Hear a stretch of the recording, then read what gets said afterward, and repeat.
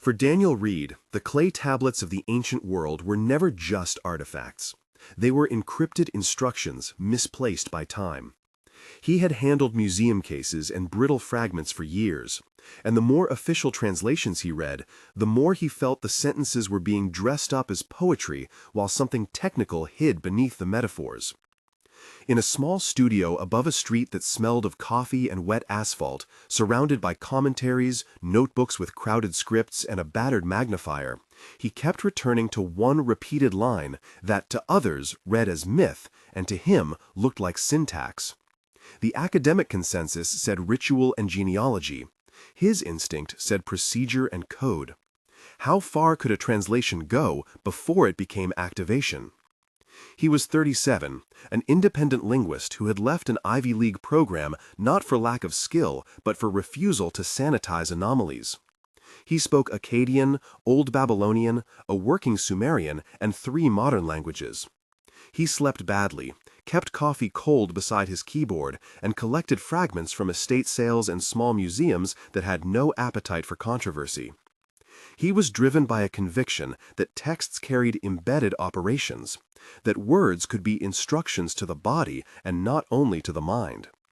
That conviction made colleagues uneasy and grant panels politely distant, and it kept him isolated enough to sit up at 2 a.m. tracing the same line until an answer felt inevitable.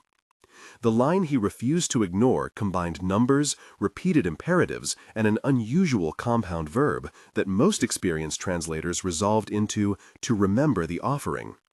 Daniel saw instead a sequence of breath, posture, and focus. He saw coordinates for a point below the navel and a direction of flow upwards. There was, in his reading, a reference to a crystalline object placed at the chest that hummed when aligned to a frequency described by a repeated syllable. If he proved wrong, he would merely add a footnote to a long list of speculative annotations. If he proved right, everything about how we read ancient instructions and how those instructions could be lived would tilt. On a night when rain hammered the window panes and the city lights blurred into a watercolor smear, something that did not belong to his routine intruded. A light entered the room without a window opening and pooled over the tablet fragment on his desk. It was not orange or white, but a tight blue that felt colder than its color. The air changed pitch as if a low tone had been introduced under ambient noise. The tablet's incised signs glowed faintly, and then rearranged. Then, the feeling of being observed became an impression of a presence that corrected his rhythm. Not in words at first, but in linked images. The Sumer of 1,000 years before the First Empire, a teacher moving his hands in a breathing pattern, a small faceted stone catching sun and flaring, a young body in a mud brick room. Learning to place attention on the point below the navel. Then a phrase formed in his mind, clear and deliberate. Translate not with the eye alone, but with the body. Feel the code. The story that follows traces how a translation became a practice, how a presence that called itself observer corrected a modern linguist, how a simple breathing and visualization protocol first altered a body and then seeded a network. It will show evidence, offer a concise practice that a viewer can begin safely, navigate ethical questions about revealing hidden technologies, and invite those who resonate to join a community that practices responsibly. If this material shifts your sense of history or of what the human body can be asked to remember, a link to a concise guide is in the first comment. Subscribe for more investigations that sit at the intersection of archaeology, somatic activation, and ethical practice. Daniel had a life that could be sketched in modest strokes and shaded in obsessions.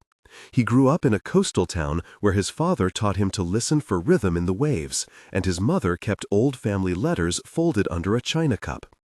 At 7, he learned cuneiform from a donated set of clay tiles, and when other children chose baseball, he chose the feel of clay between his fingers. At university, he majored in comparative philology, drawn to the way language shapes memory. He apprenticed under a scholar who prized precise grammar but rejected speculation. That apprenticeship taught him discipline and the danger of consensus. His obstacle came as a loss more than a blow. In his late 20s, his partner, Lena, left after years of friendly tolerance for his work, saying he preferred the past to the living. The loneliness that followed sharpened his attention and made him accept odd pieces from private collectors, fragments that mainstream museums ignored. In the present, he moved between archives and online forums, translating by day and experimenting with somatic protocols at night. Haunted by the question of whether memory could be encoded not only in genes, but in gestures taught across millennia. He was not alone in the larger narrative. Cast around him were others who acted, who helped, who pushed back. Dr. Maya Ortiz, professor of Near Eastern Studies, sent terse emails refusing to endorse speculation, but offering occasional references from old field notes. She later stood in the museum under the glass with a magnifying lamp and placed a missing sign. Amir Haddad, a conservator, performed radiocarbon tests and documented soil residues. He later smuggled an infrared image that revealed a hidden inscription. Lena Park, a neurobiologist, agreed to run EEG sessions when Daniel reported shifts in sleep and dream pattern. She measured brainwave frequencies and raised cautious hypotheses. Father Tomas Alvarez, a parish priest with an interest in ritual rhythm, provided moral counsel and a room for initial group experiments. Sora Kim, a sound engineer, reproduced the repeated syllable as a frequency mod and watched how small crystals responded. Each of these characters performed specific actions that moved the plot, offered evidence, administered tests, provided space, translated sound into measurable frequency. They made the puzzle communal and real. The investigation stretched over months of meticulous work, many of them banal and some of them strange. He compared official translations from university presses, transcripts from field notebooks in dusty file cabinets, and parallel lines in unrelated texts. Where others saw praise lists and patronymics, he increasingly saw operational text. He encountered resistance that read like academic policing. A published translation rendered his passage as formulaic, offering language. Another editor suggested he stop chasing metaphors. But inconsistencies multiplied. A minor line repeated across 3 fragments seemed to specify timing, a rhythm that matched a breathing pattern known in East Asian meditative practices. Numbers that most saw as symbolic matched counts in ritual choreography. He kept a stack of marginalia where he wrote, again and again, "Remember is not always memory, but can be an act of reconfiguration." The more he pushed, the more his reading coalesced into a hypothesis. The Sumerian scribes wrote procedures to entrain physiological states, and to align a crystalline resonator at the chest to a frequency that facilitated an inner sensation he would later learn to call resonance. There were moments when the small studio felt like a sacred space, and moments when it felt like a lab. He recorded arguments with himself aloud. He called Maya and read his tentative renderings. She replied with a mix of curiosity and caution. They argued about method. He set a camera to capture light fluctuations. He mailed a microsample for lab analysis. He spent nights tracing the pattern of a sign that suggested a point below the navel, and cross-referenced it with ancient anatomical terms that suggested energy centers comparable to later concepts of Dantian or to the pineal locus in mystical texts. His frustration grew as official translations buried technical repetition in flowery language. But then small confirmations arrived. Amir sent an infrared photo that made a faint line of repeated notches visible. Lena sent a graph of sleep stages that shifted after a guided session. These data points formed a porous bridge between academic skepticism and experiential claims. The most vivid scene came late, in that room bathed by unnatural blue. The sensory detail is sharp and must be conveyed. The smell of old paper tightened the air. The sound was a low harmonic that matched pressure in the chest. The light was cool against the skin like river water. The tablet warmed under his palm, and a crystalline shard he kept for reference vibrated with a thin chime. Daniel felt a taste in his mouth, metallic yet sweet, like copper warmed against honey. The presence showed him a tableau of a Sumerian courtyard at dawn, clay underfoot, reed baskets, and an instructor guiding a small group through a set of breath positions. The scene was so tactile he could sense the grit in sandals, hear the creak of a wooden shutter, smell baked bread and incense, and feel the teacher's breath, damp and measured, passing near his ear. Then the presence spoke with clarity he could not attribute to his own thought. It corrected his reading phrase by phrase. His translations rearranged in his head until the sequence took on the logic of a protocol. The first direct sentence he received was simple.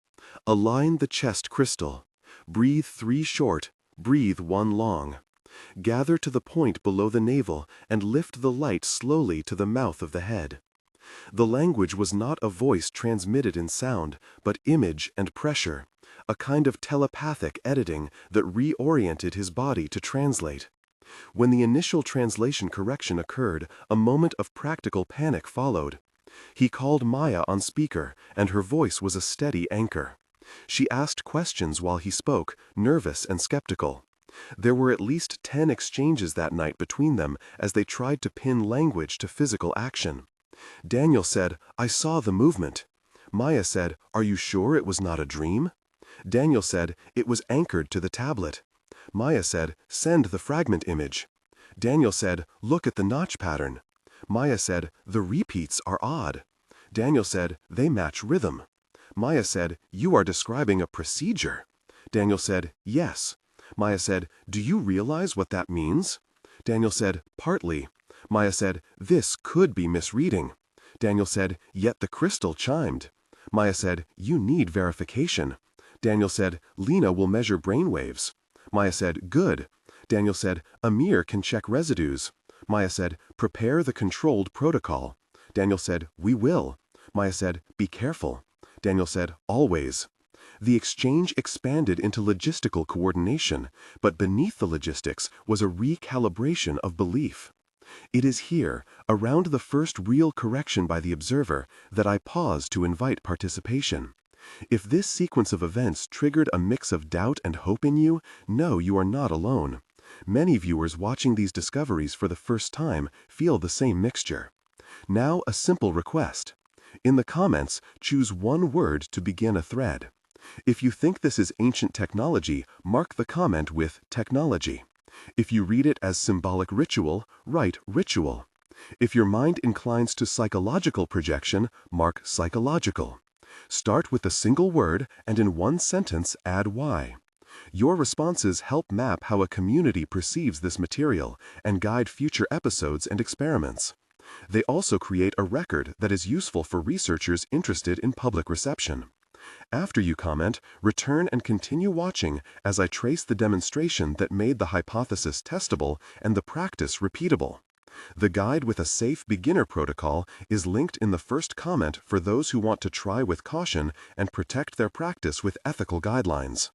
The encounter deepened in an extended transmission of imagery and correction. The observer, which later described itself as an agent of the watchers or observers, in a voice that felt older than any human language, taught sequence by sequence. In a sober depiction, the being did not appear like a movie alien. It was described as a field of attention, a pattern of motion and correction, a precise intelligence that held human-scale empathy and an industrial calm. Daniel's first direct conversation with it took place over a slow hour and included many back-and-forth turns. He asked, "Who are you?" The presence replied, "We are observers who documented protocol." He asked, "Why hidden?" The presence replied, "Caution and loss." He asked, "What is the purpose?" The presence replied, "To preserve activation." He asked, "How do you communicate?" The presence replied, "Through pattern and resonance." He asked, "Can this be safe?" The presence replied, "With guidance." He asked, "Will I be changed?" The presence replied, "You will remember." He asked, "How?" The presence replied, "Practice with care." He asked, "Can you show?" The presence replied, "See." He asked, "Will others accept?" The presence replied, "Time will decide." He asked, "What are the risks?" The presence replied, "Misuse and misalignment." He asked, "How to protect?" The presence replied, "Ethics and community." The exchange was long and exacting, and left Daniel unsettled but determined. The vision that followed was a reconstruction of ancient Sumer, granular in sensory terms. Imagine a square of packed earth warmed by sun, clay dust motes suspended in light, the aroma of baked barley and sesame, the crisp sound of reed mat underfoot, the tactile roughness of a clay wall, and the taste of dust at the back of the throat. At the center, a ziggurat rose as a layered presence, its stones hot and faintly salty from river sediments. Priests moved like metronomes. Children learned breath and focus in courtyard classes. In that reconstruction, practitioners held small crystals at the chest, crystals that were cut to specific facets and frequencies. They chanted a repeating syllable that corresponded to a modulation rather than meaning. In the practice, the sequence was simple to describe, yet precise to enact. The teacher would place the crystal at the sternum, instruct students to inhale 3 short counts, hold a brief balance, exhale long while guiding attention to a point below the navel, and then imagine a cord of light lifting from that point through the chest to the mouth of the head. The presence emphasized alignment over belief. The crystal was said to act as transducer, converting subtle body frequency into a focused sensation. The bit that made the modern team uneasy and excited was that this sequence was replicable and measurable. The demonstration was not merely poetic. Sora, the sound engineer, recreated the syllable as a frequency pattern. He recorded a low harmonic at a defined frequency range and amplified it through a calibrated speaker. Lena arranged for a volunteer group to follow the protocol. Amir placed a faceted quartz shard on the volunteer's sternum with gloves and documented skin temperature changes. Dr. Maya watched protocols and took notes, skeptical and precise. Father Tomas offered the meditative room and later spoke about ritual as social technology. The sensory matrix in the laboratory approximated the ancient scene. The light over the exercise felt warm. Dust motes in a beam of afternoon sun caught in the air. The faint scent of burning resin intentionally used by Father Tomas to anchor attention. The metal clang of Sora's setup, the texture of the quartz under gloved fingers, and the soft murmur of coordinated breath. The experimental group reported subtle sensations within minutes. Heart rate coherence increased. A low humming was reported in the chest by several participants. Dreamed imagery expanded overnight, and a sense of protection akin to gentle pressure across the sternum was described. The graphs showed a shift in low-frequency coherence corresponding to the breath and the sound frequency. These were small data sets and not claims of cure, but they were repeatable in controlled runs. Tension surfaced in multiple moments and was intentionally slowed down to be examined. One moment came when a volunteer experienced a sudden dizziness mid-practice and gasped. The room stopped. Lena moved in to check vitals. Daniel, hands trembling, apologized aloud. Maya argued for caution. Father Tomas called for calm and grounded the group with prayer of sorts. The exchange was tense and required measured language. In 2 careful paragraphs, this is where the narrative slows and details are given. The first paragraph describes physicality and decision-making. Skin went pale. A volunteer's fingers clenched the quartz shard. The sound faded. Breath stuttered. Lena instructed to stop the frequency and to lie down. Heart rate normalized within minutes under observation. Questions of safety were immediate and non-negotiable. The second paragraph considers ethics and consequence. The team recognized that practices that affect physiology require consent, medical oversight, and clear ethical boundaries. They revised protocols, wrote consent forms, and set parameters for who could participate. They realized that activation without an ethical framework risked harm, and that secrecy could allow misuse. This moment reframed the project from a solitary obsession into a responsibility. The practice itself could be explained technically without revealing operational veils. In technical terms, the protocol combined timed diaphragmatic breathing with focused attention on the lower abdomen, while a resonant frequency was applied to a chest-placed crystal acting as a piezoelectric transducer that modulated somatic sensation and encouraged vagal coherence. The description is concise and intended to give readers a conceptual map rather than an exact recipe. This procedural note, short and technical, helped Lena design her measures and ensured the team treated the practice with scientific caution. After the initial controlled demonstrations, Daniel returned to his life, but with an altered daily practice. The first personal session had body changes that were small and specific. He wrote later that night with trembling hand about a warmth at the sternum that spread like rising tide, a clarity in dream texture, a depth of sleep, and an odd decrease in the frequency of intrusive doubt. He recorded tastes like salt and citrus that seemed to mark shifts in metabolic focus. In the weeks that followed, he noted improved dream recall and a subtle reduction in chronic jaw tension. He shared these observations with Lena, who recorded them systematically, and with Amir, who compared them to skin temperature and heart rate data. His personal practice was short each day, a 10-minute set of breathing, visualization, and light focus that he said felt like re-remembering rather than inventing. One of the key pressures on the team came from the academic community. When preliminary notes leaked, university colleagues responded with a mix of ridicule and concern. Dr. Maya faced departmental questions about rigor. Lena received requests to withdraw her data from public presentation because the phenomenon seemed embarrassingly mystical. A local paper published a skeptical column that called the work a fringe curiosity. These reactions generated a second tension moment. The team had to decide whether to pursue publication, to keep experiments private, or to open a community practice with strict guidelines. They chose a hybrid path. They would publish transparent methods where possible, continue controlled trials, and create a small community meeting under ethics guidelines to practice and record outcomes. That community began modestly. Father Thomas offered his parish hall. Participants included a retired nurse named Helen who tracked subjective pain relief, an artist named Marco who kept a journal of expanded imagery, a software engineer named Priya who measured sleep metrics with consumer devices, and a meditation teacher named Annika who helped refine the breathing cues. Each person performed concrete actions. Helen recorded pain intensity scales.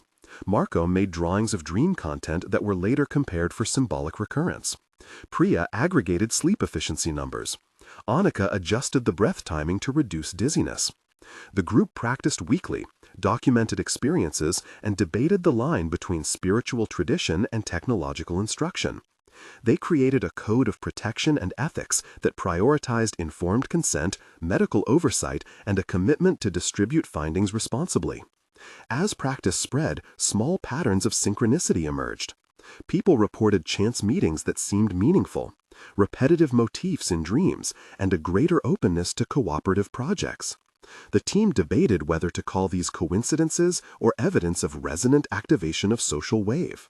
The vocabulary they used leaned on both science and myth. They spoke about activation, ancestral code, memory coded in movement and in DNA, ancestral echo, and used words like ritual and technology in the same sentence. Doubters remained vocal. Critics argued that confirmation bias explained reports. Supporters argued that reproducible measures and shared subjective reports suggested something more than placebo. The social implication was clear. If the practice scaled to communities and not only to isolated experimenters, it would change how knowledge circulates and who decides what knowledge is legitimate. Decisions about dissemination were fraught. The team worried that a loose publication would enable misuse. They also felt the ethical imperative to share methods that might reduce suffering or open pathways of resilience. They opted for layered dissemination. A basic guide would be offered publicly that emphasized safety and daily practice, and a deeper protocol would be accessible to vetted researchers and practitioners committed to ethical standards. The debate was one of the most sustained tensions the group faced, and it played out in long nights of disagreement and eventual compromise. Months passed, and the practice rippled outward modestly. Lena's preliminary report was submitted to a small peer-reviewed journal as a descriptive study with clear limitations. Amir presented infrared images at a conservators' conference. Maya wrote an op-ed about the responsibility of scholars to investigate anomalies without abandoning rigor. The community grew into a loose network of small practice groups across 3 cities. Priya's sleep data set suggested modest but consistent changes in sleep architecture for participants. Helen reported measurable pain reductions in her patients. Marco published a small zine of images inspired by shared dreams. These were early indicators, not conclusive proof, but they were evidence of a movement from private activation to collective experiment. Tension returned in 3 slow paragraphs that detail key moments of risk and recalibration. The first moment involved legal scrutiny, when a participant experienced a prolonged vestibular reaction and sought medical attention. The group immediately strengthened screening and medical referral processes. The second moment involved social media leakage, which brought both curious seekers and opportunistic charlatans. The team responded by publishing ethical guidelines and a list of reputable contacts. The third moment was internal, a fissure between those who wanted rapid public expansion and those who urged caution. A split resolved by establishing a governing ethics council comprised of local clinicians and community elders. These deliberate slowdowns were essential in shaping the project into something responsible rather than reckless. The epilogue unfolds in 3 temporal snapshots that document transformation and consequence. 1 month after publication, small changes had settled into daily routines. Many participants reported improved sleep continuity and a sense of calm in quick bursts that previously required hours of meditation. Community meetings became places where people compared notes over tea. Medical referrals were routine, and a local clinic collaborated on a small observational study. The 1-month account highlights immediate adaptation. People texted about their first synchronized dream. Helen reported a 12% decrease in reported pain levels among her clients who practiced daily. Annika ran a workshop on grounding practices to reduce dizziness. The language of the community balanced wonder with procedures and safety. 3 months later, networks had begun to form between practice groups across cities. The small zine of dream imagery circulated and sparked dialogue on shared symbolic motifs. Priya's dataset showed a modest but consistent improvement in sleep efficiency and a small increase in heart rate variability during practice. A documentary team requested interviews. The movement attracted attention from a neurologist who proposed a more rigorous, controlled trial. Trust between practitioners and local clinicians improved, and the Ethics Council developed a template for informed consent that others could adopt. The 3-month snapshot is a period of consolidation and maturation where protocols become readable in public language and where skepticism meets structured evidence. 6 months on, the wave had expanded into a community of practice with clear boundaries and continued inquiry. The Ethics Council produced a public pledge that outlined safe engagement, respect for ancestral context, and commitment to transparency. The research team enrolled the first controlled cohort to measure neurophysiological markers under blinded conditions. Some participants reported sustained alterations in dream texture and increased synchronicities tied to collaborative projects. The movement began to influence local ritual calendars as community groups incorporated short activation practices into gatherings designed for recovery and cooperation. Importantly, anecdotal reports of harm were rare and managed by the established referral network. The 6-month epilogue reflects a transition from experiment to sustained practice with governance. The conclusion recaps and offers a practical path forward. Daniel, who went from solitary translator to reluctant steward, had his life reoriented. He entered the project skeptical and exhausted and left with a practice that changed how he slept, how he dreamed, and how he connected. The tablets were not mere myths. They were a kind of code that, when translated with body and not only with eye, suggested protocols of activation that could be practiced safely. The evidence is circumstantial and emergent, but the combination of translation, controlled trials, and community governance offers a model for responsible dissemination. If you felt stirred watching this, and if you want to try a safe, beginner practice that emphasizes consent and medical caution, the concise guide is linked in the first comment. Join the conversation by choosing technology, ritual, or psychological in the comments, and tell us in 1 sentence why you picked that frame. Subscribe to follow the next steps in our inquiry into how ancestral code and modern science can meet. We end with a question that lingers.